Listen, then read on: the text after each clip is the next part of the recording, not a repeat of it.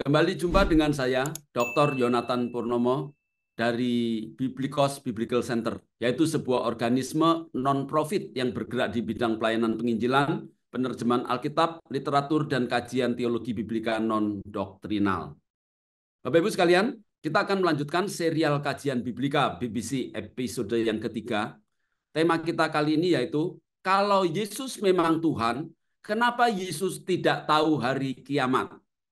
Nah, sebelum saya menyampaikan, saya ingin beritahukan bahwa acara ini diadakan oleh STT Biblikos Internasional.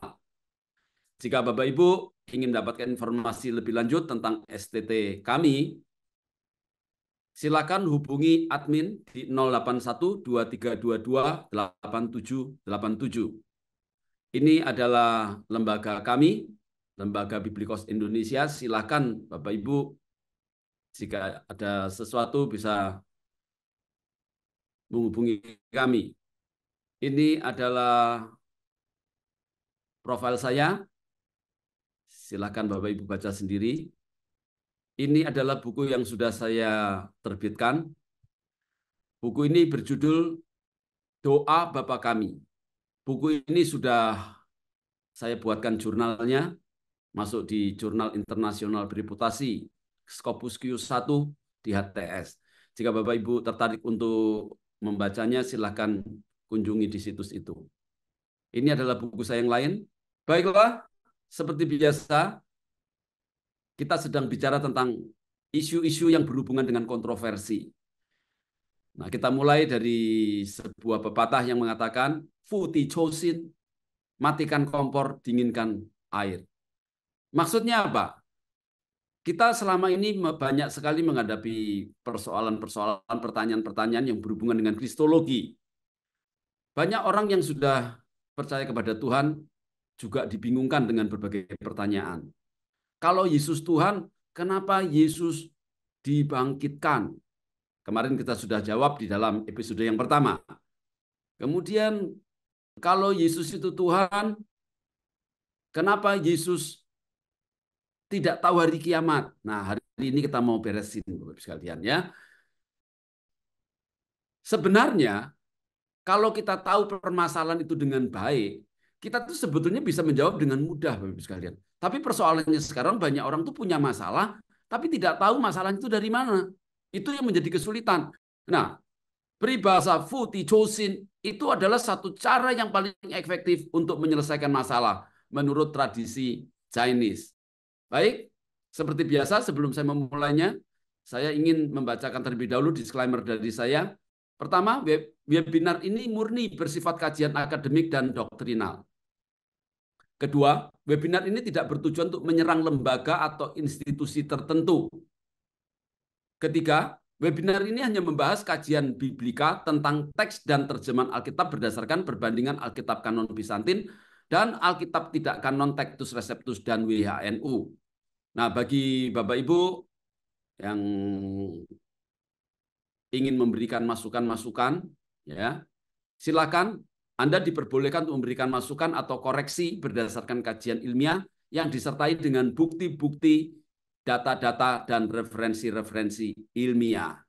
Baik, Bapak Ibu sekalian, kita tahu 3 masalah terbesar bagi orang Kristen itu adalah 1 heresi, 2 adalah skisma, yang ketiga adalah munculnya Alkitab-Alkitab yang tidak kanon, tetapi dikira kanon. Nah, karena banyak orang memakai Alkitab-Alkitab yang tidak kanon, tapi dikira kanon, nah kitab-kitab yang tidak kanon inilah yang menimbulkan masalah, Bapak Ibu sekalian. Berapa banyak orang sudah menjadi ragu dengan imannya sendiri. Berapa banyak orang yang akhirnya tidak percaya kalau Yesus itu Tuhan. Bahkan banyak orang yang meninggalkan Kristus karena membaca kitab-kitab yang tidak kanon. Nah, Bapak Ibu sekalian, sebagai pengantar, di dalam episode yang pertama, kita telah membahas tentang tema dari Matius 20 ayat 19. Kalau Yesus itu Tuhan, mengapa Yesus dibangkitkan? Kita sudah tahu jawabannya, bahwa Yesus tidak dibangkitkan, melainkan bangkit sendiri. Tapi ada 2 versi kan. Kalau versi Alkitab yang tidak kanon, Yesus dibangkitkan. Tetapi kalau Anda membaca Alkitab yang kanon, itu Yesus membangkitkan dirinya sendiri. Bagi Anda yang belum menonton, silakan Anda tonton episode pertama. Nah, kemarin pada episode yang kedua, kita telah belajar bagaimana menguji sebuah Alkitab kanon atau tidak kanon melalui kajian biblika tentang nama ayah Simon. Di mana di dalam Matius 16:17 itu dikatakan bahwa Simon itu anaknya Yunus. Tetapi di dalam Yohanes 1:42 dan 21:15 itu Simon itu anaknya Yohanes. Nah, dua ini tentu menjadi masalah Bapak Ibu sekalian. Nah, ini perlu kita cermati supaya kita itu bisa mengenali Alkitab kita itu kanon atau tidak kanon. Untuk itu saya terpanggil Bapak Ibu sekalian. Saya ingin mentuntaskan ini supaya Bapak Ibu itu tidak mempunyai kebingungan lagi dengan Alkitab Anda. Ini benar atau salah? Itu harus mempunyai jawaban. Kalau tidak Bapak Ibu sekalian, kita akan menjadi ragu-ragu dengan kitab kita sendiri. Nah, bagi Anda yang belum menonton rekaman saya episode yang kedua, silakan Bapak Ibu bisa tonton nanti ya. Oke. Ini rangkuman untuk yang sebelumnya karena kita sedang nyambung terus supaya Anda tuh tahu saya harus membuktikan banyak hal. Bagi Anda yang belum mengikuti yang 1-2, ini menjadi informasi singkat bagi Anda. Di dalam episode yang pertama, saya sudah menjelaskan tentang Matius 20 ayat 19. Alkitab kanon mengatakan dia akan membangkitkan dirinya sendiri. Tetapi Alkitab yang tidak kanon, dia akan dibangkitkan. Jadi silakan Anda cek, kalau Alkitab Anda di dalam Matius 20:19 dia akan dibangkitkan, berarti Alkitab Anda sumbernya tidak kanon. Di dalam episode yang kedua, itu ada 2 ayat yang bermasalah, yaitu Yohanes 1 ayat 42 dan Yohanes 21 ayat 15. Alkitab yang kanon, Bapak sekalian, bunyinya Simon anak Yunus. Tetapi di dalam teks yang tidak kanon, itu Simon anak Yohanes. Nah, bagian yang biru itu yang betul. Kalau Anda mendapatkan yang biru, berarti Alkitab Anda diterjemahkan dari teks yang kanon. Tapi kalau bunyinya itu berdasarkan yang merah, berarti Alkitab Anda diambil dari sumber teks yang tidak kanon. Oke? Bapak Ibu sekalian, kemarin ada yang mempertanyakan kepada saya. Pertanyaannya begini. Kenapa membahas tentang nama daripada papahnya Simon? Bukankah itu tidak penting? Sebetulnya Bapak Ibu sekalian, tujuan saya membahas ini adalah membuktikan teks. Oleh sebab itu saya menghindari penjelasan-penjelasan teologis. Karena tujuan saya ini adalah membandingkan teks-teks, mana teks yang kanon dan mana teks yang tidak kanon. Saya sengaja tidak mau bicara terlalu panjang ke bidang teologinya. Mungkin itu nanti, Bapak Ibu sekalian. Setelah Anda mendapatkan pengetahuan yang cukup bahwa Alkitab Anda itu berdasarkan teks yang kanon atau tidak Anda sudah mengerti, baru saya akan masuk ke penjelasan-penjelasan. Nah, tapi karena ini cukup krusial, saya akan jawab sedikit, Bapak Ibu sekalian. Semoga Anda bisa mendapatkan apa pentingnya saya harus mengungkap ini. Bapak Ibu sekalian, kita harus tahu ya, bahwa di dalam Alkitab, semua yang tertulis di dalam Alkitab itu adalah penting. Bahkan Tuhan Yesus bilang di dalam Matius yang kelima, 1 iota saja atau 1 kerea itu tidak boleh hilang Bapak Ibu sekalian. Apalagi sebuah kata atau sebuah nama. Itu kita harus tanamkan. Di Alkitab itu tidak ada sesuatu yang tidak penting. Semuanya adalah penting. Jadi buang di dalam pikiran kita bahwa yang saya bahas ini tidak penting. Kalau tidak penting, tidak mungkin dimasukkan dalam Alkitab, Bapak Ibu sekalian. Yang kedua, kesalahan penulisan di dalam Alkitab, Bapak Ibu sekalian, itu dapat menimbulkan berbagai pertanyaan. Misalnya, apakah Yesus salah mengucapkan nama daripada papahnya Simon? Atau Yohanes yang salah menulis ucapan Yesus? Jelas, ayat yang salah ini menimbulkan dua pertanyaan. Yang salah itu adalah Yesus, salah bicara, salah mengucapkan, ataukah Yohanes salah menulisnya? Nah, siapapun yang salah, Bapak Ibu sekalian, itu menjadi masalah bagi orang Kristen. Kenapa? Walau Yesus yang salah atau Yohanes yang salah, pada akhirnya Alkitab Kristen itu tidak ineransi. Terdapat kesalahan. Jika Yesus yang salah, berarti Yesus itu adalah Tuhan yang bisa salah. Bagi saya, Bapak Ibu sekalian, ini masalah besar. Bayangin, kita percaya Yesus adalah Tuhan. Bagaimana mungkin Tuhan yang maha tahu, maha bijaksana bisa salah? Ini menjadi isu yang sangat besar. Ini bukan hal sederhana. Bagi orang-orang mungkin tidak terlalu penting, Bapak Ibu sekalian. Tapi bagi saya ini penting. Yang kedua, kalau Yesus tidak salah, artinya Yesus ngomongnya benar, tapi Rasul Yohanes itu menulisnya salah.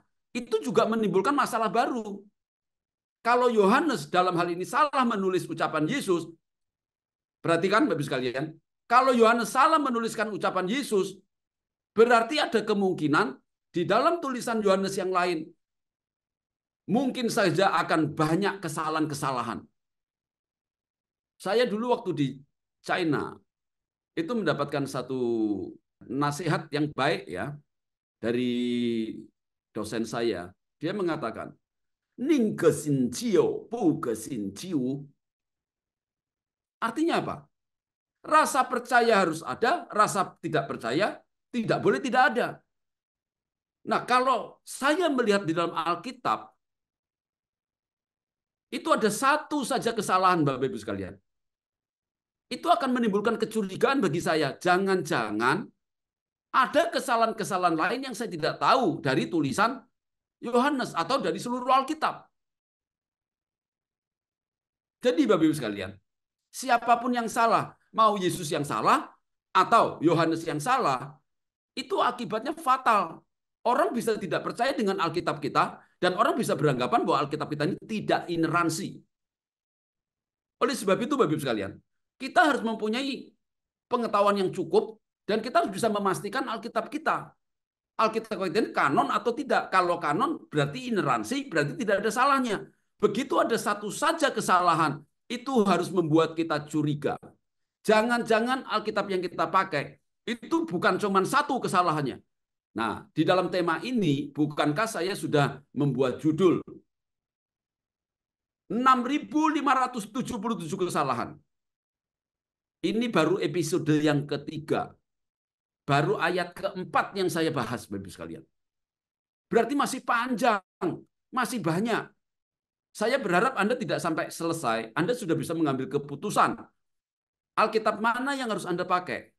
Nah, Bapak-Ibu sekalian, saya ingin Bapak-Ibu dalam hal ini memikirkan kenapa sebuah nama penting. Jangan Anda bilang, apa sih pentingnya sebuah nama itu? Saya pernah membaca bukunya Shakespeare, ya. Itu dia bilang, kalau seandainya bunga mawar itu dikasih nama yang lain, apakah dia kehilangan baunya? Ya memang tidak, Bapak-Ibu sekalian. Tapi itu bukan berarti nama tidak penting. Abraham, itu dari Abram diganti sama Tuhan menjadi Abraham. Sarai menjadi Sarah. Simon diubah menjadi Petrus. Itu ada tujuannya. Nah, Bapak Ibu sendiri kan punya nama kan? Bapak Ibu mau nggak kira-kira kalau namamu itu diganti-ganti sama orang? Misalnya, itu kan ada orang-orang tuh yang pakai nama nama bin, misalkan bin Yusuf. Berarti dia anaknya Yusuf. Kemudian diganti menjadi bin Samuel. Mau nggak? Ya nggak mau lah. Itu kan bukan nama papahnya. Kalau Anda punya paspor namanya berbeda, satu huruf saja, Anda kan juga tidak mau. Anda punya KTP, Anda punya ijazah, namanya berbeda sedikit saja tidak mau. Kenapa?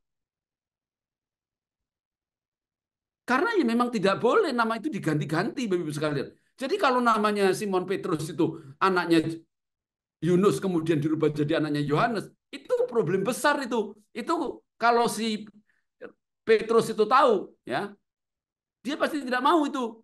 Tolong dibetulin itu nama saya itu. Papa saya bukan Yohanes, papa saya itu Yunus. Kira-kira begitu kan Bapak Ibu sekalian, betul kan? Nah, jadi Bapak Ibu sekalian, ini masalah serius. Oleh sebab itu saya mengangkat masalah ini sebagai bukti bahwa teks sumber Westcott and Hort itu tidak kanon, tidak ineransi. Tapi Westcott and Hort tidak bisa kita salahkan 100% karena dia itu mengambil dari punyanya Sinaiticus yang salah. Kemarin sudah kita bahas, jadi saya tidak bahas lagi. Oke. Nah, yang kelima, saya himbau kepada Bapak Ibu sekalian, pastikan bahwa Alkitab yang Anda pakai saat ini adalah Alkitab yang kanon dan ineransi. Karena jika tidak, maka ada kemungkinan Alkitab Anda memiliki kesalahan 6.577. Sekarang kita akan masuk ke dalam episode yang ketiga. Mari kita buat satu pertanyaan dulu. Kalau Yesus memang Tuhan, kenapa Yesus tidak tahu hari kiamat? Nah, ini banyak pertanyaan, Bapak Ibu sekalian. Di setiap perdebatan-perdebatan, terutama Kristen sama non-Kristen, itu selalu ditanyakan ini. Kalau Yesusmu itu Tuhan, kenapa dia tidak tahu hari kiamat? Coba Anda lihat di YouTube itu banyak. Saya tidak mau kutip, saya tidak mau ngambil punyanya orang, saya pasang di sini. Tidak perlu Bapak Ibu sekalian ya. Nah, pokok bahasan ini saya ambil di Matius 24 ayat yang ke-36. Ayo, sekarang kita lihat beberapa ayat duluan. Yang pertama, kita lihat dari teks UBS yang diterjemahkan oleh LAI, itu saya ambil dari TB1 dan TB2. Ya. Anda bisa cek. Tetapi tentang hari dan saat itu, tidak seorang pun yang tahu, malaikat-malaikat di surga tidak, dan anak pun tidak, hanya Bapa sendiri. Nah, ayat ini kan yang banyak beredar di mana-mana. Karena saya tahu itu TB1 itu hampir mayoritas dipakai oleh orang di Indonesia. Ya. Nah, isinya dan anak pun tidak. Jadi kalau Bapak Ibu itu mau bicara soal dalil,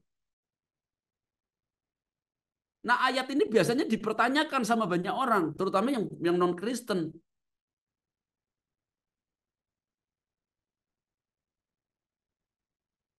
Kalau Yesus itu Tuhan, kenapa dia tidak tahu? Suruh baca ayat ini. Tetapi tentang hari dan saat itu tidak ada seorang pun yang tahu. Malaikat-malaikat di surga tidak, dan anak pun tidak, hanya Bapak saja. Coba, kalau Anda dibacain ayat ini, Bapak Ibu sekalian, kira-kira Anda mau bilang apa? Mau bilang, oh Yesus tahu. Anda ditunjukin. Tapi kenapa ada kata-kata dan anak pun tidak? Hanya Bapak sendiri. Nah, pertanyaan saya Bapak Ibu sekalian, ini yang salah di mana? Ayat ini benar apa salah? Loh, kalau ayat ini benar, berarti Yesus memang tidak tahu. Tapi biasanya jawabannya pakai jawaban teologi. Saya di dalam episode yang pertama saya sudah bilang, itu ada jawaban teologis. Biasanya kalau ketemu ayat-ayat begini, Bapak Ibu sekalian, itu orang Kristen tuh lari. Larinya kemana? Ke jawaban teologis. Oh, ini Yesus tuh sedang mengosongkan dirinya. Ambil dari Filipi 2 ayat 7. Oh, macam-macam ayat-ayat. Saya tidak mau bahas itu. Ya. Tapi yang jelas, kalau orang mau bicara soal teks, Bapak Ibu sekalian, Anda tidak akan bisa lari. Teksnya itu mengatakan anak pun tidak.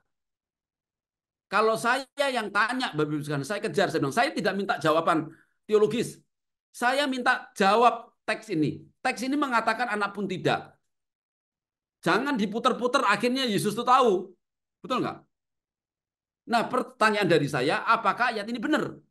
Nah, ini dari teks UBS yang saya ambil dari cetakan LAI, dari TB1 dan TB2. Saya sudah cek bunyinya sama.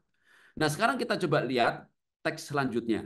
Teks dari Westcott and Hort yang diterjemahkan oleh Saksi Yehova.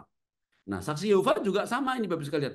Mengenai hari dan jamnya, tidak ada yang tahu. Malaikat-malaikat di surga tidak tahu, putra pun tidak, hanya Bapa yang tahu. Ya, terjemahnya sedikit berbeda, tapi maknanya sama. Artinya apa? Yang satu anak pun tidak, yang satu putra pun tidak. Artinya apa? Kenapa tidak tahu?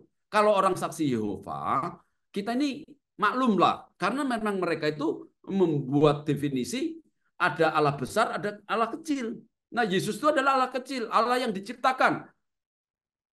Ini sudah pernah diributkan pada tahun 325 di Konsili Nikea. Karena saya konteksnya tidak bicara teologinya, kita nggak lanjutkan di situ ya. Kita bicara teks saja ya. Nah, sekarang kita lihat teks Bizantin yang diterjemahkan oleh Biblikos. Bunyinya begini. Tetapi tentang hari itu dan jamnya, tidak ada seorang pun yang tahu, bahkan malaikat-malaikat di surga tidak tahu, kecuali Bapakku saja. Di dalam teks Bizantin yang diterjemahkan oleh Biblikos, itu tidak ada kata-kata anak pun tidak, Bapak Ibu sekalian. Loh kok bisa begitu? Nah ini bedanya antara teks kanon dan yang tidak kanon. Mari kita bandingkan tiga-tiganya sekarang. Kita ambil Matius 24 ayat 36. Anda lihat. Di dalam layar ini saya sudah tunjukkan. Di sebelah kiri Biblikos. Ini yang saya terjemahkan, Bapak Ibu sekalian ya. Sesuai dengan gramatikanya. Saya sudah membuat kajian-kajian gramatikanya. Saya sudah buatkan penjelasan-penjelasannya. Nah, nanti saya akan membuat seminar khusus. Nah, Anda yang tertarik nanti boleh daftar. Saya akan tunjukkan Alkitab ini bagaimana. Saya tidak mau masukkan di sini karena waktu kita terlalu singkat dan itu akan mengalihkan tujuan daripada kita. Tujuan kita di sini adalah menguji teks, menguji satu teks itu benar atau salah. Saya bukan sedang mau mengajarkan teologinya. Oke? Mari kita bandingkan sekarang. Biblikos itu kata-katanya adalah peridetis hemeras ekinis ke horas. Udis iden udehi angeliton uranon imiho pater mumonos. Nah, terjemahannya ini Bapak Ibu sekalian, tetapi tentang hari itu dan jamnya tidak ada seorang pun yang tahu. Bahkan malaikat-malaikat di surga tidak tahu kecuali Bapakku saja. Di sini tidak ada kata-kata Yesus yang mengatakan anak pun tidak, putra pun tidak. Itu tidak ada Bapak Ibu sekalian. Jadi Yesus tahu enggak? Nanti kita bahas ya. Oke, dalam kesimpulan nanti kita bahas. Sekarang kita lihat yang di tengah. WH itu singkatan daripada Westcott and Hort. Kemudian diterjemahkan oleh saksi Yehova. Bapak Ibu sekalian, istilah saksi Yehova itu sebetulnya kurang tepat ya. Karena mereka menamakan itu apa namanya dalam bahasa Inggrisnya kan Jehovah Witness. Nah, dalam Indonesia ini biasanya saksi-saksi Yehova. Tapi saya demi kemudahan, saya tidak menggunakan saksi-saksi Yehova, tapi saya singkat menjadi saksi Yehova supaya mudah dan nggak kepanjangan. Karena saya untuk membuat ini kan perlu ditulis. Kalau terlalu panjang menyulitkan saya juga. Jadi Anda harus mengerti, ya. Saya dengan sengaja menggunakan saksi Yehova, tidak saksi-saksi Yehova. Tapi maksudnya adalah kepada saksi-saksi Yehova. Oke? Oke, sudah clear ya. Nah, di sini dikatakan peridetis hemeras ekinis ke horas udis iden udehi angeliton uranon ude hohuios imiho pater monos. Nah, Bapak Ibu sekalian, ini ada beberapa perbedaan ya. Perbedaan yang saya munculkan di sini yang hijau. Sebetulnya masih ada. Di sini kalau Anda lihat di sini ada kata mu monos, mu-nya dibuang. Di sini tidak ada. Westcott and Hort tidak ada mu-nya. Kemudian Bapak Ibu sekalian, ya, apa namanya? Yang terpenting adalah ude hohuios. Nah, di dalam teks Bizantin itu tidak ada kata-kata ude hohuios, anak pun itu tidak ada. Dan saya ini sudah ngecek di dalam tulisannya Origen 100 tahun sebelum Sinaiticus dibuat. Itu tidak ada kata-kata ude hohuios.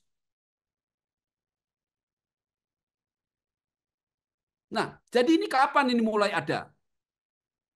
Kalau berdasarkan kodek, Bapak sekalian, yang ada itu adalah Sinaiticus sama Vatikanus. Ya. Nah, sekarang Bapak Ibu sekalian, kita lihat sekarang di sini. Saksi Yehova, karena ada kata-kata udehowios, maka diterjemahkan putra pun tidak. Nah, kalau Anda membaca kitabnya Saksi Yehova, maka anak itu tidak tahu siapa. Anak itu adalah Yesus. Jadi Yesus itu dia bilang, anak itu tidak tahu hari kiamat. Dia mengakui dirinya tidak tahu. Nah, inilah yang menjadi pokok persoalan. Kenapa banyak serangan-serangan ke Kristen? Kalau Yesus itu Tuhan, kenapa dia tidak tahu hari kiamat? Ya, saya sudah katakan tadi. Jawabannya biasanya, ya dia kan mengosongkan diri. Sebagai manusia dia tidak tahu. Ya, tapi sebagai Allah dia tahu. Jawabannya kan cuma begitu. Padahal nggak begitu, Bapak Ibu sekalian. Ini masalahnya, kapan ini ditambahkan? Karena di dalam teks yang kanon itu kata-kata ini tidak ada. Kalau saya yang ditanya, Bapak Ibu sekalian, sama orang-orang, saya kan pernah ditanya ini sama beberapa orang. Dia tanya, Pak Yonatan percaya Yesus Tuhan? Saya bilang, iya percaya. Kemudian dia bilang sama saya, Pak Yonatan tolong lihat di dalam Matius 24 ayat 36. Terus saya bilang, tolong kamu bacain. Terus dia bacain. Dia bacakan yang punyanya LAI yang di sebelah sini, yang sebelah kanan ini, Bapak sekalian. Tetapi tentang hari dan saat itu tidak seorang pun yang tahu, malaikat-malaikat di surga tidak, dan anak pun tidak, hanya Bapak sendiri. Terus saya bilang sama dia, kamu baca punyanya siapa? Dia punyanya LAI. Saya bilang, saya pakai yang kanon. Alkitab yang kanon itu tidak ada. Nah, saya tunjukin punya saya. Saya bacain punya saya. Coba kamu baca. Saya dari teks yang kanon, bukan dari UBS, bukan dari Westcott and Hort. Itu tidak ada kata-kata anak pun tidak. Saya bilang, di kitab saya itu tidak ada itu. Itu kata-kata anak pun tidak itu munculnya itu dari Sinaiticus, kemudian diambil sama Westcott and Hort, kemudian diambil sama UBS, sama Saksi Yehova. Jadi kalau Bapak Ibu memakai standar Alkitab yang teks sumbernya itu dari Westcott and Hort atau dari UBS, itu Yesus itu tidak tahu, Bapak Ibu sekalian. Kan ada dua Alkitab. Kalau Anda pakai yang kanon, tidak ada itu kata-kata Yesus tidak tahu. Nah, Bapak Ibu, supaya bisa ngecek sendiri, ini di bawah di sini sudah saya kasih alamatnya. Jadi saya mengambil dari Saksi Yehova, itu ada alamatnya jadi JWORG. Nah, ini sudah saya ambil, Anda bisa ngecek sendiri ke Alkitabnya Saksi Yehova ya, yang bahasa Indonesia. Kemudian yang atas ini Alkitab Sabda, saya ambil punyanya LAI dari situ. Ya. Sama yang TB2 saya ambil dari bible.com kalau tidak salah itu. Ya. Oke. Jadi Bapak Ibu sekalian, kita sekarang sudah tahu persoalannya adalah teks kanon itu tidak ada kata-kata udehowios. Anak pun tidak, itu tidak ada. Yang ada itu adalah di Sinaiticus, di Westcott and Hort, atau dari UBS. Itu persoalannya. Mari sekarang kita bahas ya pokok bahasan kita. Nah, sekarang Bapak Ibu sekalian, saya ingin Anda berinteraksi. Coba, walaupun Anda tidak bisa ngomong dengan saya minta Anda di sana itu coba jawablah pertanyaan saya. Bagaimana kalau ada orang yang bertanya kepada Anda tentang Alkitab yang tidak kanon yang Anda pakai? Kalau Yesus itu memang Tuhan, kenapa Yesus tidak tahu hari kiamat? Coba, kalau Anda ditanya begitu, jawabanmu apa?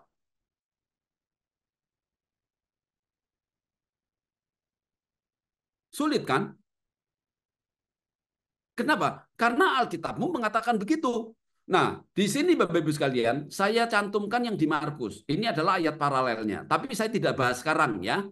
Saya tidak bahas sekarang, tapi nanti saya akan bahas di episode yang lain. Karena di sini kasusnya berbeda, maka saya tidak masukkan di sini, tapi sekedar pengetahuan saja. Sekaligus saya masukkan karena nanti pasti Anda bertanya sama saya. Kalau saya menjelaskan Matius 24 ayat 36, Anda pasti tanya, Pak Yonatan, bagaimana dengan Markus 13 ayat 32? Makanya sekarang saya masukin dulu. Yang di Markus ini, Bapak Ibu sekalian, itu problemnya itu ada dua. Yang satu teksnya itu tidak sama, yang kedua terjemahannya tidak sama. Jadi kita skip dulu, yang Markusnya kita skip, kita tidak usah. Ya, ini saya perlu beritahukan supaya Anda nanti tidak bertanya dulu. Jadi Anda tidak usah bertanya dulu tentang ini, tunggu waktunya. Saya akan bahas ini. Semua pembahasan sudah ada, tapi karena ini bidangnya itu bukan masalah teks, lebih banyak ke masalah terjemahan. Maka saya nanti waktu saya menjelaskan tentang terjemahan-terjemahan yang salah, baru ini saya bahas, kemudian saya gabung. Oke? Clear ya Bapak Ibu sekalian ya? Nah, sekarang kita lihat, kita beredel satu persatu. Anda lihat di sini. Kalau Anda melihat di dalam Matius 24 ayat 36 dan Markus 13 ayat 32, itu kalau Anda lihat di sini Bapak sekalian, yang warna hitam ini itu artinya sama. Nggak ada perbedaan sama sekali kata-katanya. Tapi yang warna kuning ini agak berbeda. Anda lihat. Di dalam Matius itu pakai ton uranon, bentuknya genetif, jamak. Sedangkan di dalam Markus 13:32 itu pakai n urano. N urano itu pakai preposisi n. Nah, kalau ditambah dengan bentuk datif tunggal, itu artinya itu di, menunjukkan tempat di dalam surga atau di surga. Jadi Bapak Ibu bisa lihat di sini ya. Ini ada perbedaan. Nah, di dalam Matius itu ada kata monos. Nah, di sini tidak ada kata monos, Bapak Ibu sekalian. Jadi secara gramatika, struktur daripada kalimat Matius 24:36 dan Markus 13 ayat 32 itu memang sudah berbeda. Tapi yang saya heran, Bapak Ibu sekalian, kalimat ini tuh berbeda, Bapak Ibu sekalian. Ya. Anda lihat, yang warna merah-merah ini, Bapak Ibu sekalian, itu tidak sama. Tapi ajaibnya, saya bilang ajaibnya ya, Yunaninya berbeda, tapi terjemahan bahasa Indonesia bisa sama ini. Anda lihat ini. Ini saya ambil dari TB1 dan TB2. Itu antara Matius sama Markus ini kok bisa sama? Padahal teks aslinya punyanya Westcott and Hort atau punyanya UBS itu beda, Bapak Ibu sekalian. Anda cek sendiri. Nah, di dalam penerjemahan ini tidak boleh, Bapak Ibu sekalian. Karena ini berbeda pengertiannya. Di sini ada kata monos, di sini tidak ada monos. Nah, jadi Bapak Ibu sekalian, ada sedikit perbedaan, cuman yang di sini hanya Bapak sendiri, yang di sini hanya Bapak saja, pakai saja. Nah, karena saya tidak membahas ini, kita lupakan dulu ya. Saya cuma menunjukkan saja supaya Anda itu ngerti sedikit perbedaannya, tapi kenapa terjemahnya bisa sama persis. Nah, nanti saya akan bahas di episode yang akan datang. Nah, saksi Yehova juga begitu, Bapak Ibu sekalian. Jadi tampaknya, Bapak Ibu sekalian, tampaknya ini saksi Yehova ini dua struktur gramatika yang berbeda ini, itu terjemahnya juga tidak beda. Malah ini 100% Bapak Ibu sekalian sama. Mengenai hari dan jamnya tidak ada yang tahu, malaikat-malaikat di surga tidak tahu, putra pun tidak, hanya Bapak yang tahu. Jadi antara Matius dengan Markus, teksnya itu berbeda, tapi terjemahnya sama persis. Nanti di Biblikos, Bapak Ibu sekalian, itu antara Matius sama Markus, itu terjemahannya itu berbeda. Walaupun nanti maknanya mungkin bisa sama. Tapi terjemahannya berbeda karena susunan struktur gramatikanya, susunan kalimatnya itu nggak sama, Bapak Ibu sekalian. Oke ya, karena saya tidak membahas terlalu jauh, saya cuma memberitahukan saja. Nah, teks sumber ini seperti apa? Nanti kita skip di episode yang akan datang.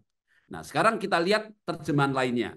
Barusan kita sudah melihat di sini terjemahan LAI seperti apa, terjemahan Saksi Yehova seperti apa. Nah, Bapak Ibu bisa melihat terjemahan lainnya di dalam Alkitab Sabda.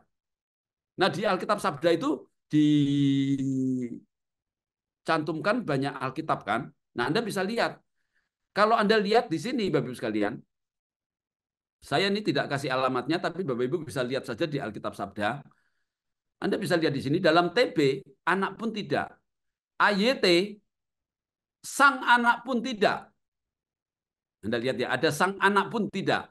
Kemudian TL, itu digabung jadi satu. Meskipun malaikat yang di surga atau anak itu. Jadi artinya anak itu juga tidak tahu. Ya, jadi Yesus pun tidak tahu. BIS, Bapak Ibu sekalian, itu menggunakan anak Allah pun tidak. Anda lihat di sini, anak Allah pun tidak. TSI, malaikat-malaikat di surga pun tidak, hanya Bapakku. Nah, TSI ini, Bapak Ibu sekalian, dia itu tidak ada kata-kata anak pun tidak. MILT juga tidak ada, anak pun tidaknya tidak ada. Ya, Selaber itu ada kata-kata sang, anak pun tidak, itu ada. Kemudian AVB itu maupun anak. Jadi anak-anak juga tidak tahu. Jadi di sini selain biblikos ada dua yang menggunakan anak pun tidak. Nah, sekarang coba kita lihat di dalam teks bahasa Inggris ya. Ini saya menggunakan software Bible Discovery ya. Jadi Bible Discovery ini di sini saya ambil dari Matius 24 ayat 36. Anda bisa lihat di sini. KJV, Anda lihat kursor saya ini KJV, itu punya but of that day and our note. No, no, not the angels of heaven, but my Father only. Nah, di sini juga tidak ada kata anak pun tidak, Bapak Ibu sekalian. Kalau kita lihat dari WEB, but no one knows of that day and hour.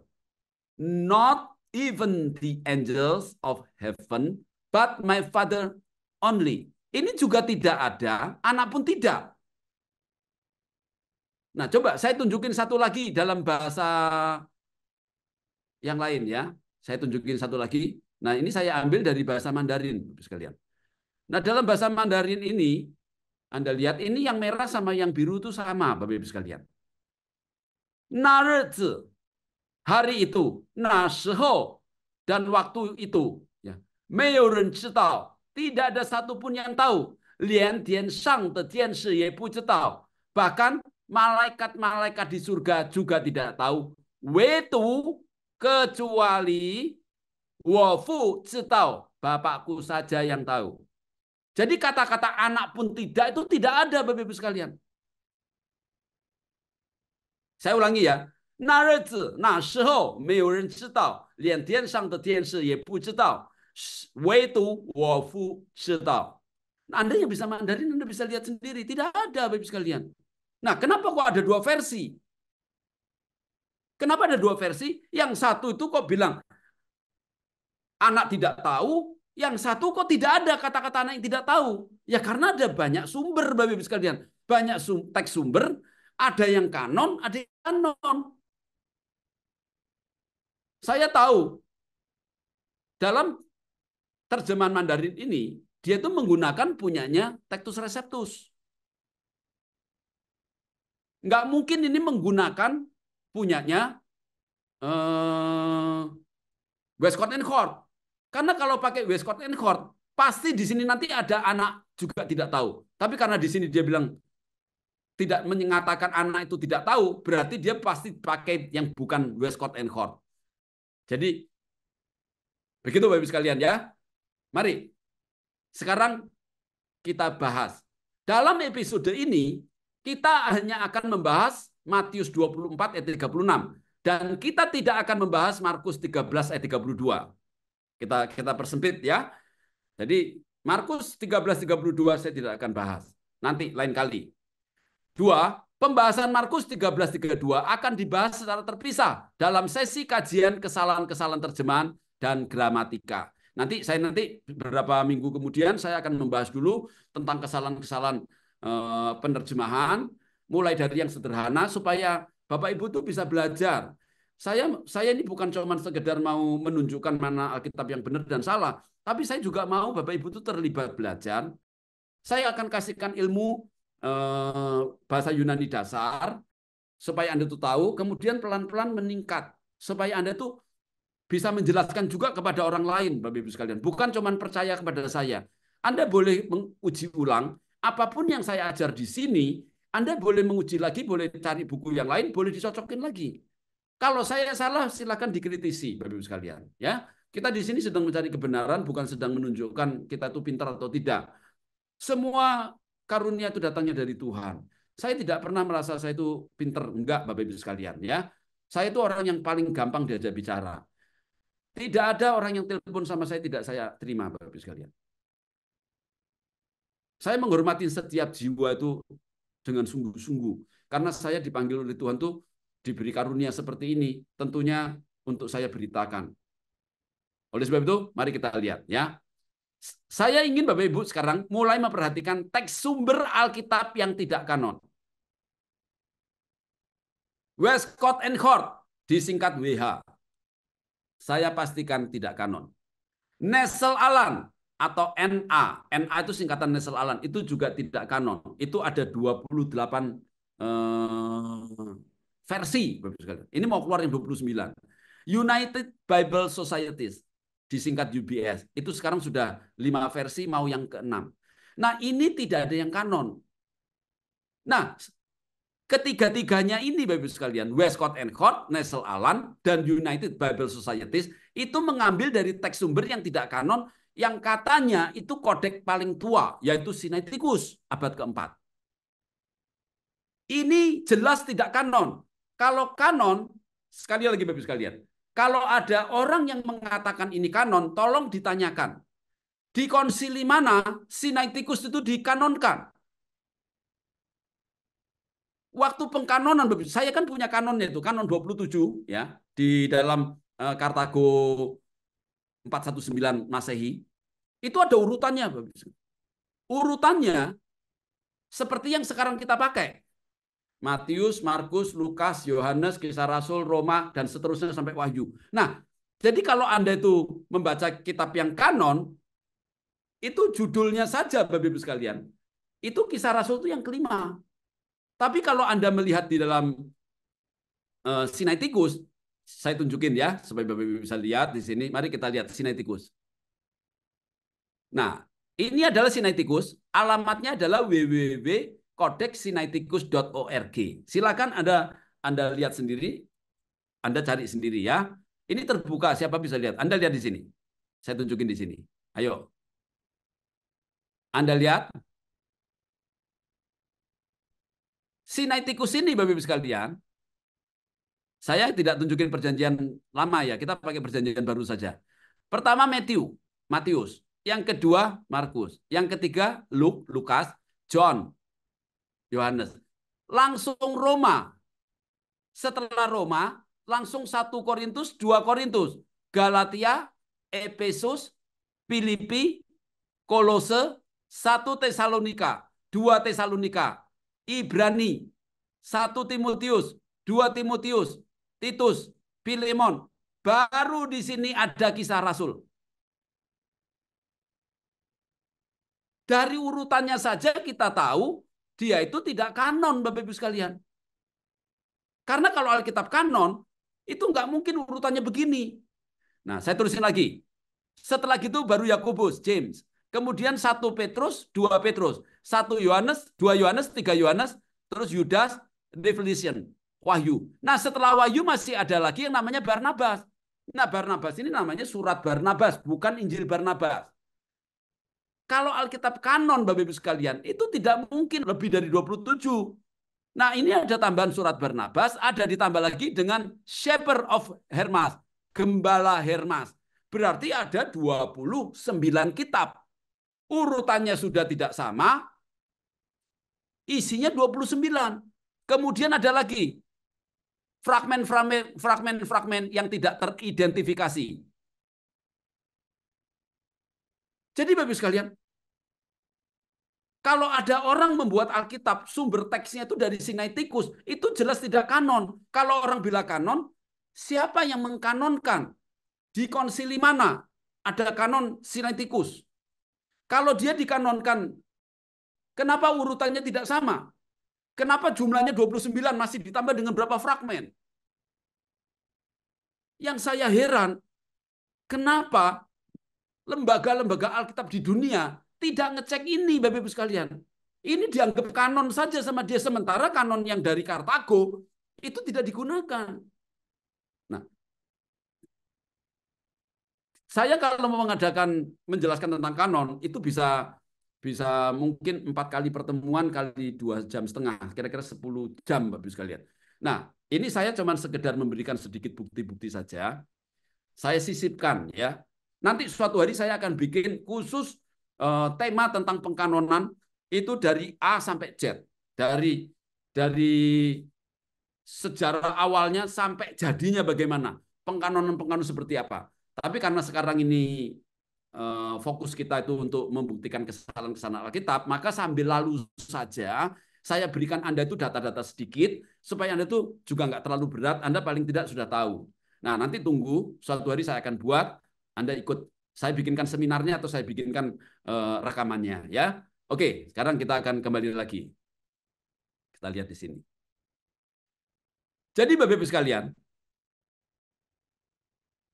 kalau Anda mengambil Alkitab terjemahan yang teks sumbernya berasal dari Westcott and Hort, Nestle Aland, United Bible Societies, itu saya pastikan itu tidak kanon. Oke? Baik. Nah, sekarang saya tunjukkan buktinya. Westcott and Hort, saya tadi bilang, itu diambil dari Sinaiticus. Nah, Anda lihat ini. Dalam teks Sinaiticus terdapat kata udehohuios. Perhatikan di sini. Saya kasih warna merah. Udehohuios. Di dalam Matius 24 ayat 36. Jadi Bapak Ibu sekalian, Westcott and Hort itu tidak nambahin, tapi memang aslinya abad keempat sudah ada yang kata-katanya itu udehohuios. Cuman Sinaiticus ini kan tidak ada yang mengkanonkan. Ini sudah dibuang di tempat sampah. Kemudian ditemukan lagi sama Tischendorf, dibawa ke Eropa, diterjemahkan, kemudian dipakai sama Westcott and Hort. Ini jelas tidak kanon. Kalau kanon tidak mungkin tempatnya itu di tempat sampah, Bapak-Ibu sekalian. Kalau Anda tidak percaya sama saya, Anda coba cari sendiri datanya di Google sana.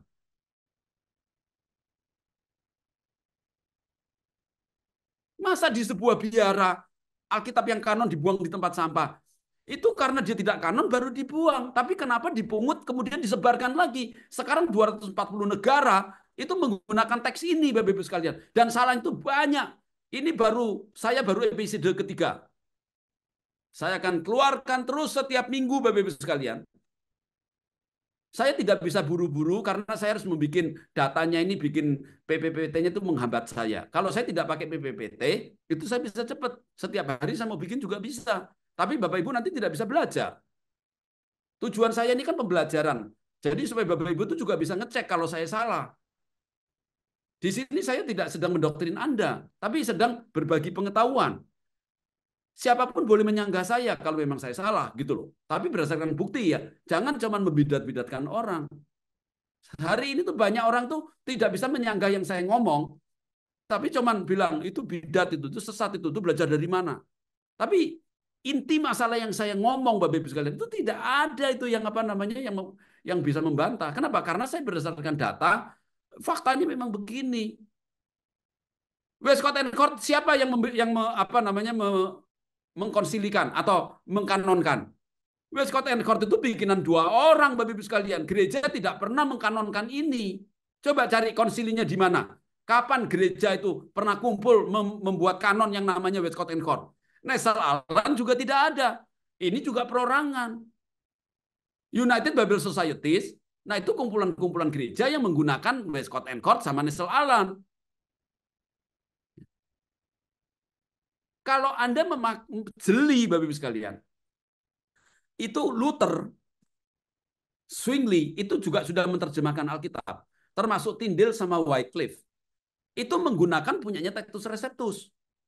Itu sumbernya berbeda dengan punyanya Westcott and Hort, Bapak Ibu sekalian. Karena punyanya Textus Receptus, walaupun dia itu masih punya kesalahan 2000, tapi itu masih berbau Bizantin.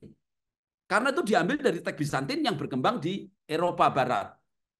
Tapi kalau Anda memakai punyanya Westcott and Hort, itu diambil dari teks Alexandria, gabungan dari Sinaiticus dan Vatikanus. Itu dua sumber Alkitab yang berbeda.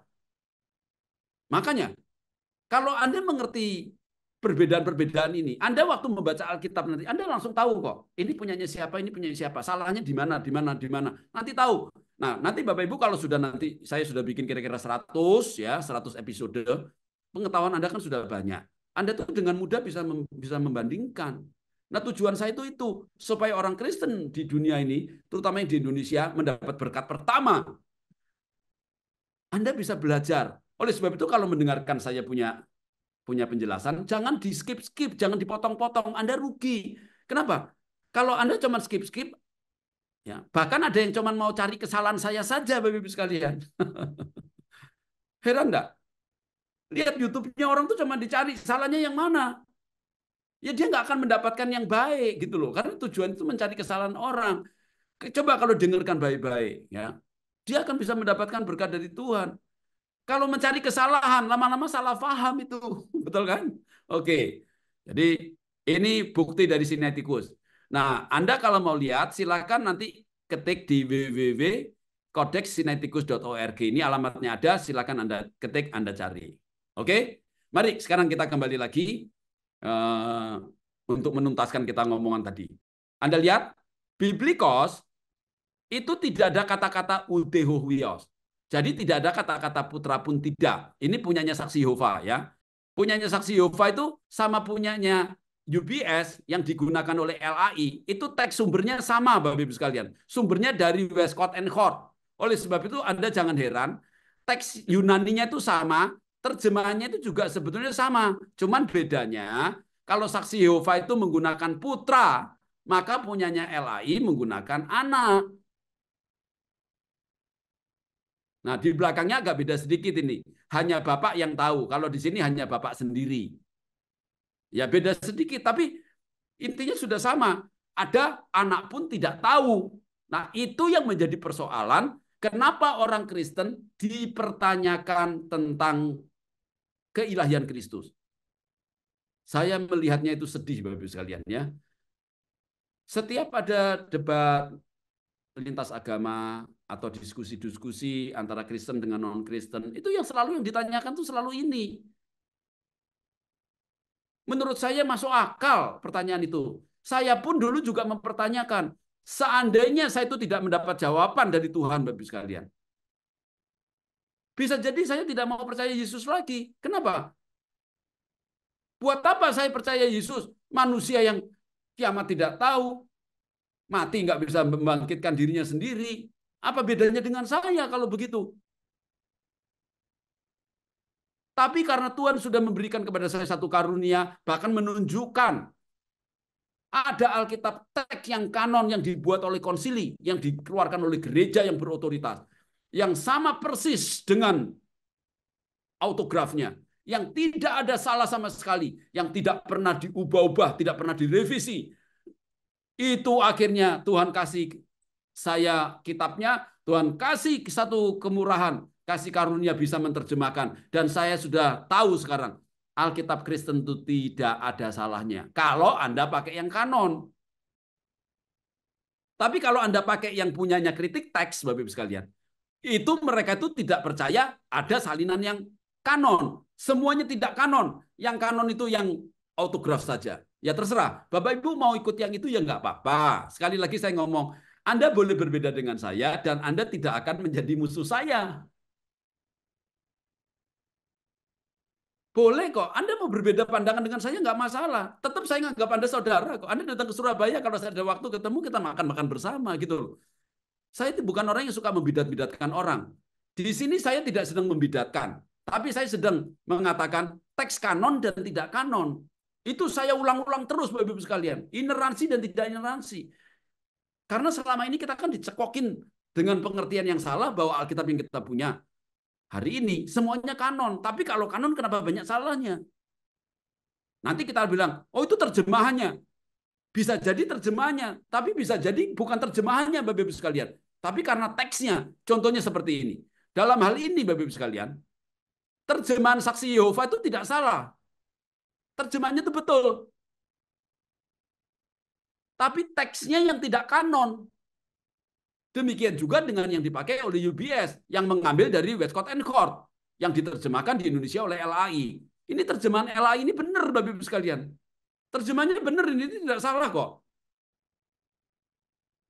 Tapi teks sumbernya Itu yang salah, tidak kanon. Begitu Bapak Ibu sekalian. Akhirnya menimbulkan pertanyaan. Makanya orang Indonesia di sini, dosen-dosen, ya, pendeta-pendeta itu kalau ditanya sama jemaatnya atau sama mahasiswanya, kenapa di sini? Anak kok tidak tahu? Udah nggak bisa ngomong. Akhirnya ngelesnya ya ngomong ngalor ngidul Bapak Ibu sekalian.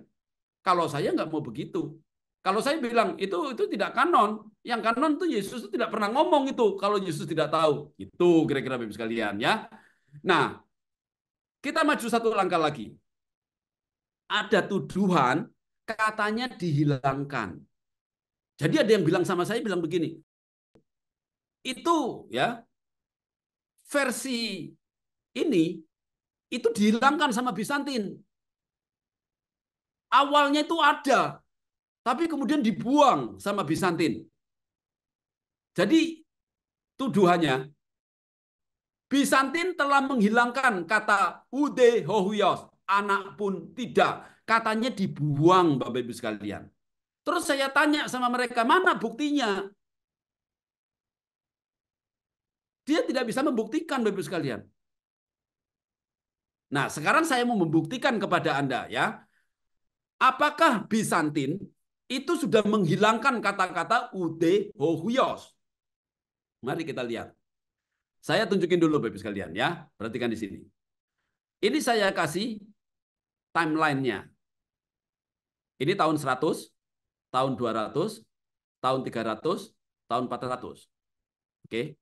Nah, Sinaiticus ini yang merah Bapak Ibu sekalian. Yang merah ini Sinaiticus itu dibuat tuh tahun 330 sampai 360.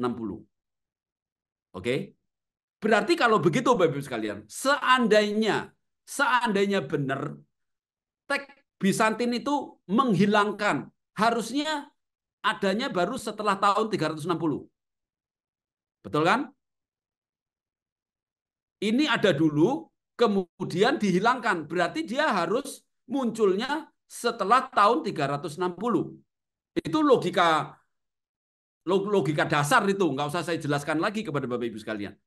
Tapi yang menjadi pertanyaan Bapak Ibu sekalian, kalau Anda membaca bukunya Origen, Origen itu lahir tahun 185, matinya 253. Nah, di sini saya kasih tahun 244 sampai 246, Origen itu mengeluarkan satu buku ya yang judulnya itu Komentari Injil Matius. Lihat, Komentari Injil Matius. Nah, ini kalau saya tulis 244 sampai 246, nah ini kalau dia membuatnya tahun 330 sampai 360, di tengah-tengahnya kan 344, 346 kan. Kira-kira jaraknya 100 tahun Bapak Ibu sekalian. Jadi 100 tahun sebelum Sinaiticus ada, Origen itu sudah membuat buku. Isinya itu anak pun tidak, itu nggak ada Bapak Ibu sekalian. Karena saya ini tidak cuman pembuktian saja, saya kasih judulnya ya. Saya bukunya ini punya Bapak Ibu sekalian. Anda cari bukunya Commentarion Istokata Mateon Evangelion. Komentar tentang Injil Matius. Nah, saya punya bukunya ini. Jadi saya bisa membuktikan, contohnya, kemarin dalam episode yang pertama, itu kan pakai kata anastisete. Betul kan? Nah, itu sudah digunakan sama Origen. Tahun 244 itu sudah ada 100 tahun sebelum Sinaiticus ada. Jadi, tuduhan bahwa Bizantin itu adalah menghilangkan, itu sangat tidak masuk akal, Bapak Ibu sekalian. Yang bicara itu kan tidak bisa membuktikan. Sementara saya bisa membuktikan. Saya buku-bukunya punya kok, Bapak Ibu sekalian. Dan saya sudah cek. Bahkan saya punya dua. Yang satu, yang bahasa Yunani, ada bahasa Inggrisnya. Kemudian yang satu lagi bahasa Yunani sama bahasa Jerman. Dari dua penerbit yang berbeda-beda, itu menggunakan kata anastisete untuk apa namanya Matius 20 ayat 19. Karena pembahasan ini membosankan, maka saya tidak perlu munculkan sama Anda. Tapi kalau nanti di kelas, itu saya tunjukkan sama saya, Bapak sekalian. Anda bisa lihat sendiri nanti. Kalau ini kan webinar. Nah, webinar terlalu jelimet gitu, apalagi yang dengarkan jemaat awam, terus ibu-ibu sudah tua-tua, kemudian kakek-kakek sudah tua gitu, matanya sudah kabur-kabur, terus saya ajak ngomong yang kritik teks yang terlalu tinggi gitu. Kan nggak perlu gitu loh ya. Nah, kalau Anda memang mau belajar, mau tahu lebih lebih jauh, nah Anda silakan bergabung dengan kami. Masuk ke STT kami. Mau resmi boleh, mau ikut yang lokal boleh, mau jadi pendengar saja boleh. Nah, hubungi admin nanti yang sudah saya tulis di sana. Jadi Bapak Ibu sekalian, di dalam teks aslinya punyanya Origen, punya itu peridetis hemras ekinis ke horas udis iden udehi angeliton uranon imi hopater mumonos. Jadi tidak ada kata-kata udeho huios. Gitu loh Bapak Ibu sekalian.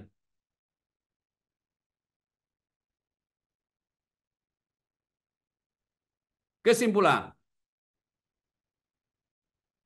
Yang pertama,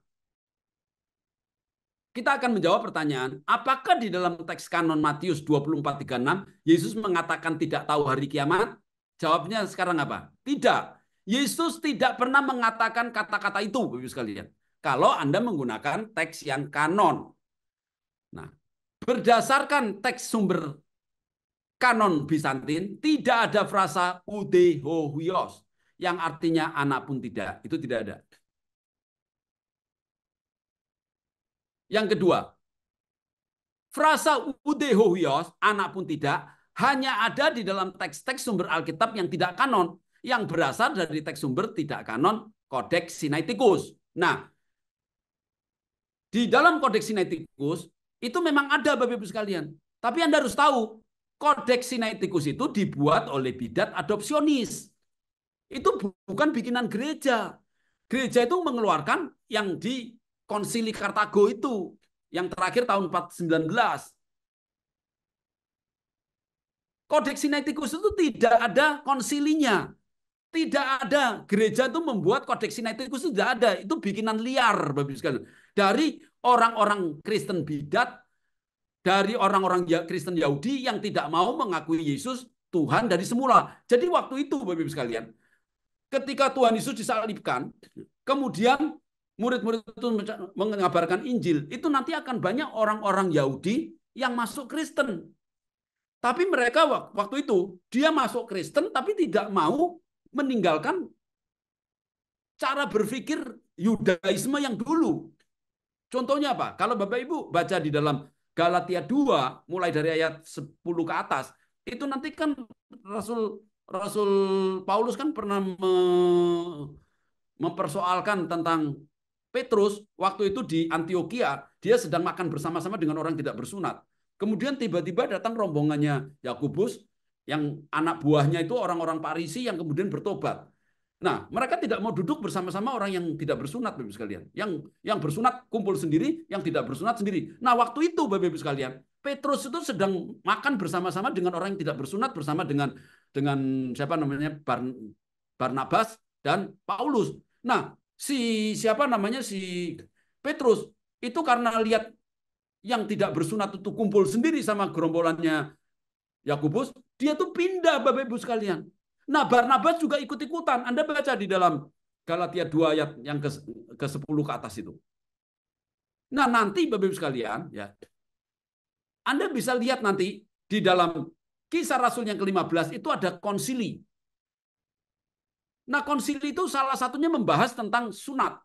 Kenapa? Karena orang-orang yang dari Kristen Yahudi itu pergi kemana-mana itu memaksa orang-orang Kristen itu untuk ikut sunat.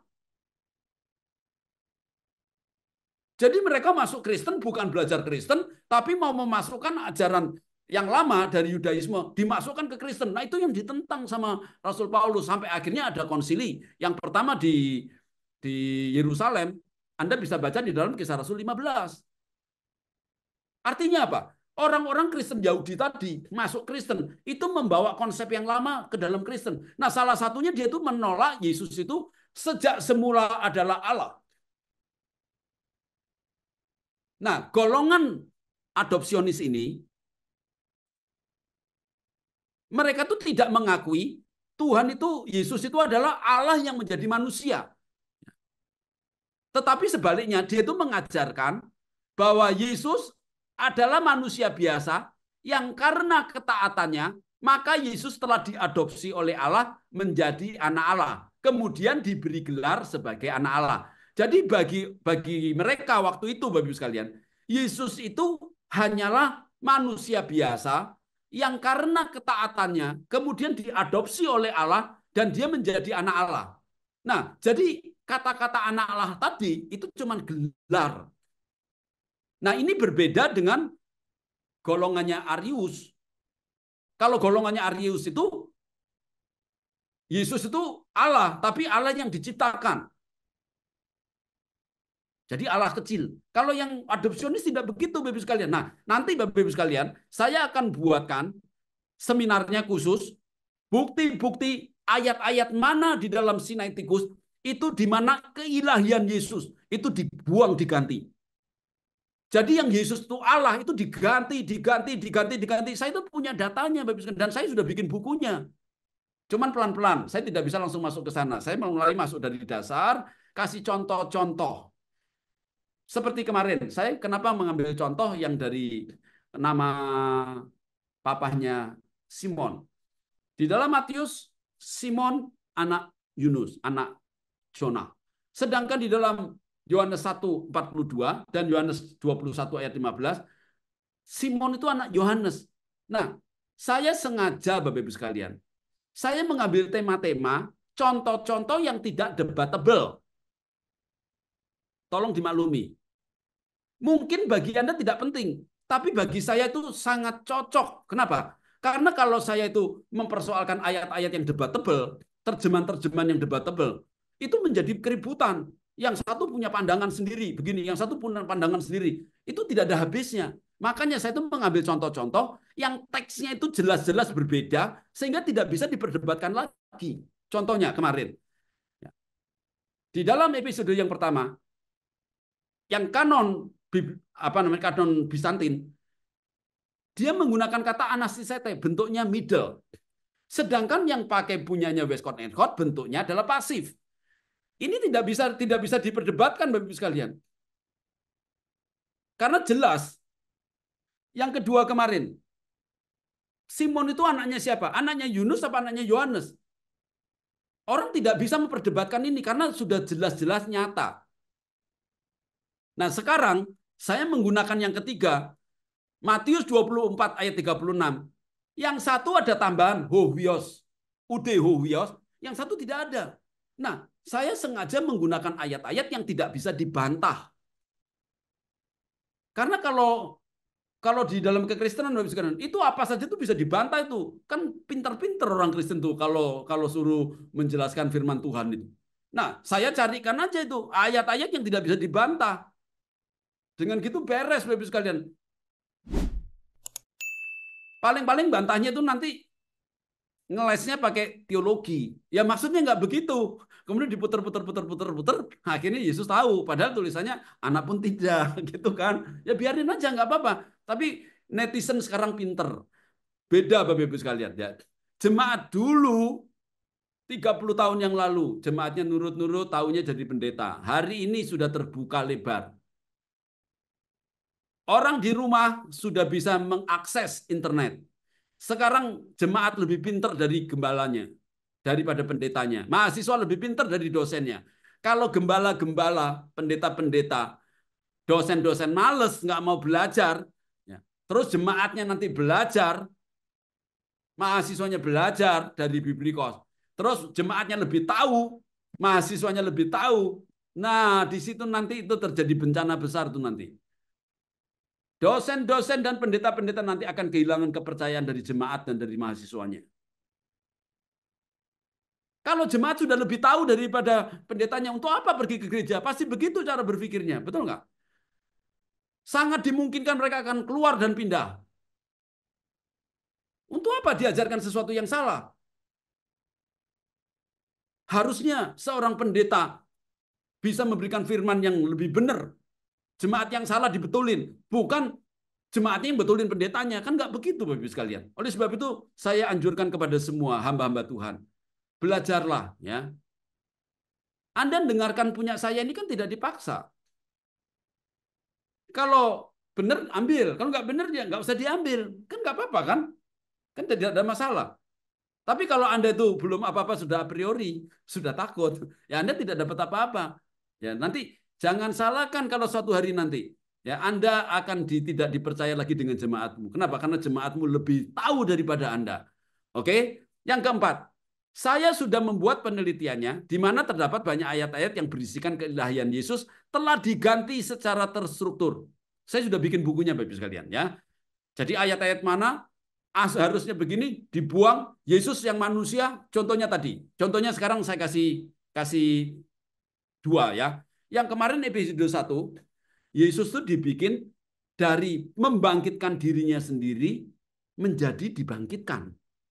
Berarti kalau gitu, kalau dia membangkitkan diri sendiri, dia kan Tuhan. Tapi kalau dirubah menjadi pasif, dibangkitkan, sekarang jadi manusia biasa dia. Kehilangan kuasanya. Yang ini juga gitu dalam Matius ini. Yesus itu Tuhan, harusnya maha tahu. Tapi karena sudah diganti sama dia, dikasih tambahan anak pun tidak, sekarang Yesus jadi manusia biasa.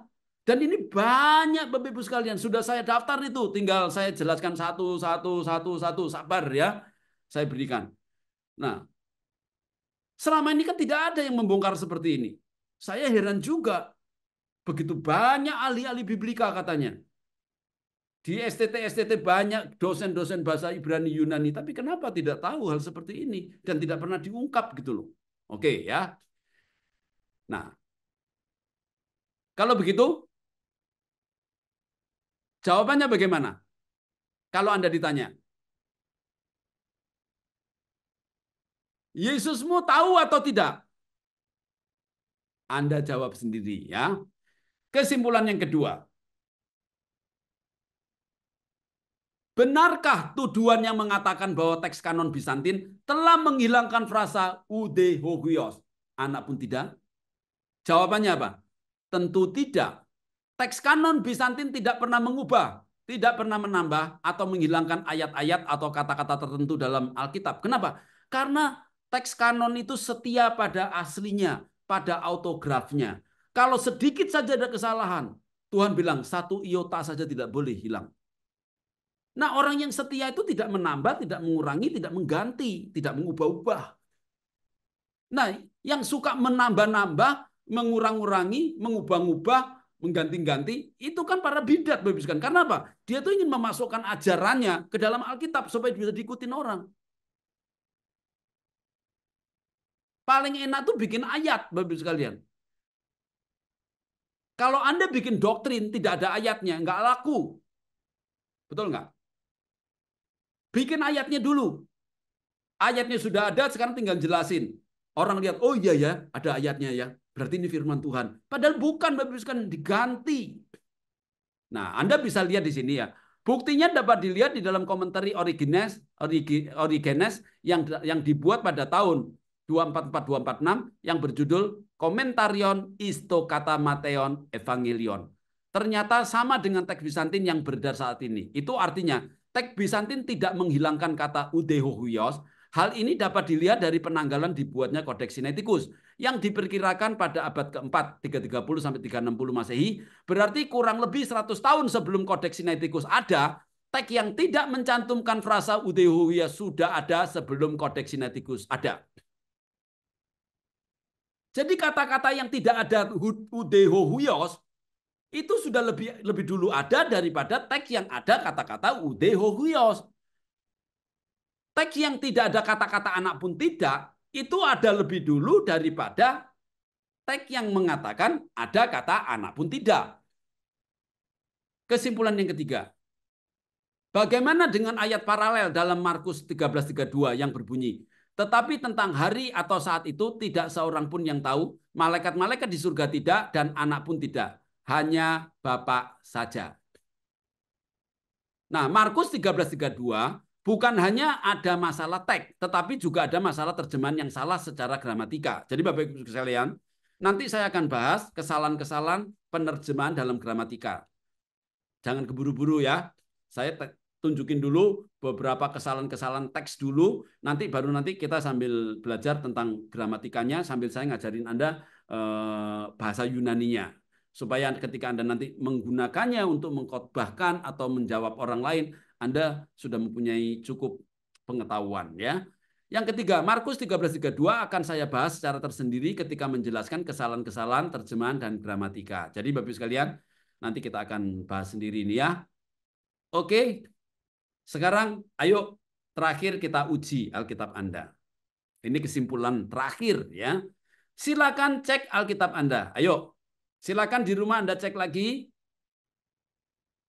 Kemarin di dalam episode yang pertama, kalau Matius 20:19 bunyinya dia akan dibangkitkan, berarti tidak kanon. Lihat ya yang merah. Kalau episode yang kedua, ayatnya di dalam Yohanes 1:42 dan Yohanes 21:15. Simon anak Yohanes, dua-duanya, maka Alkitab Anda itu tidak kanon. Karena ini salah, tidak ineransi. Nah hari ini episode yang ketiga, nah, dalam teks kanon itu tidak ada kata-kata anak pun tidak, Bapak sekalian. Yang ada itu di dalam teks yang tidak kanon. Ini ada kata-kata anak pun tidak, sehingga Yesusmu menjadi tidak berkuasa. Tapi di dalam teks kanon tidak ada kata-kata itu. Bagaimana sekarang, Bapak sekalian? Ini dari 6.577 baru 3. Apakah Anda masih mau percaya untuk menggunakan Alkitab-Alkitab yang tidak kanon? Kalau Anda masih percaya, Anda mengeraskan hati. Itu urusan Anda, Bapak sekalian. Tapi percayalah, Tuhan akan menuntut apapun yang Anda lakukan. Karena jemaat itu bukan milik Anda, milik Tuhan. Kita harus mengajarkan yang benar untuk jemaat Tuhan. Pertanggungjawaban itu pasti diminta sama Tuhan. Jangan sampai kita ini menyesatkan orang. Itu sebabnya saya dengan takut dan gentar. Saya sehari-hari membuat bahan-bahan ini untuk Anda. Oleh sebab itu Bapak Ibu, kalau Anda betul-betul cinta Tuhan, belajarlah baik-baik. Kemudian sebarkan lagi kepada banyak orang. Supaya banyak orang itu dapat Alkitab yang benar. Doakan Alkitab kami dari Biblikos bisa segera selesai. Dari 3 episode ini, saya baru membahas beberapa kesalahan-kesalahan yang menunjukkan bahwa Alkitab yang tidak kanon, tidak ineransi. Masih ada 6.500 lebih kesalahan yang belum saya ungkap dan akan saya ungkap satu persatu. Sebagai seorang hamba Tuhan yang cinta kebenaran, apakah Anda masih memiliki damai sejahtera ketika membaca Alkitab yang tidak kanon dan banyak kesalahannya? Jika kita mengasihi Tuhan dan cinta akan kebenaran, mengapa kita tidak memilih untuk menggunakan Alkitab kanon yang tanpa salah? Nah, untuk Anda yang ingin mendapatkan informasi lebih lanjut tentang Alkitab kanon Biblikos atau untuk mendapatkan informasi perkuliahan di STT Biblikos, silakan hubungi admin di 081 2322 8787. Saya minta kepada Bapak Ibu sekalian ya, dukungan moral. Kalau Anda keberatan tidak usah. Tapi kalau Anda ingin mendukung secara moral kepada kami, saya minta Bapak Ibu nanti di dalam kolom deskripsi itu akan saya berikan Google Form. Tolong Bapak Ibu isi supaya kami tahu berapa banyak orang-orang yang sudah mendengarkan kajian-kajian biblika yang saya berikan ini, itu punya kerinduan untuk mendapatkan Alkitab yang kanon. Nah, dengan dasar itu kami nanti bisa melakukan pencetakan Bapak sekalian. Nah, saya minta luangkan waktu sedikit, isilah ini supaya kami punya data Bapak sekalian. Supaya kami itu tahu apa yang harus kami lakukan. Penerjemahan sudah selesai, sekarang sedang diedit. Saya berharap dalam beberapa bulan ini kami mengetahui berapa besar respon daripada anak-anak Tuhan di Indonesia untuk mendapatkan kitab yang kanon. Baik Bapak Ibu sekalian, saya rasa cukup dari saya ya. Sudah cukup panjang yang saya bicarakan ini. Semoga Anda bisa menangkap pesan-pesan yang saya berikan kepada Anda. Sekali lagi, kita bangun bersama-sama pekerjaan Tuhan di dunia ini, saling melengkapi. Saya tidak sedang mengajar Anda, tapi saya sedang berbagi sekali. Nah, biarlah gaya saya ini mungkin tidak semua orang suka, ya. Tapi saya mengasihi Anda. Saya bukan sedang menghakimi Anda. Jadi kalau ada yang salah dari ucapan saya, mungkin menyinggung Anda atau kurang berkenan, saya mohon maaf ya. Oke, terima kasih. Kita sampai jumpa lagi dalam episode yang keempat. Tuhan Yesus memberkati. Amin.